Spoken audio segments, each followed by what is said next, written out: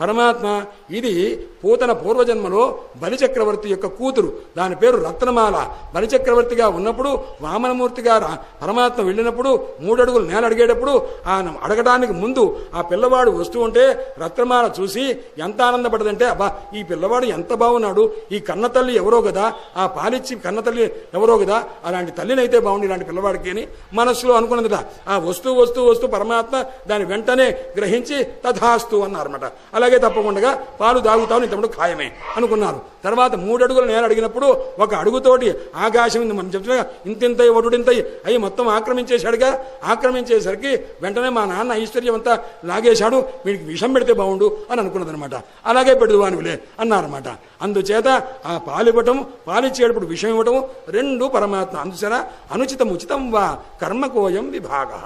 ఆయన మీరు ఏదనుకున్నా దాన్ని పరమాత్మ స్వీకరిస్తారు, సమదృష్టి ఆయన.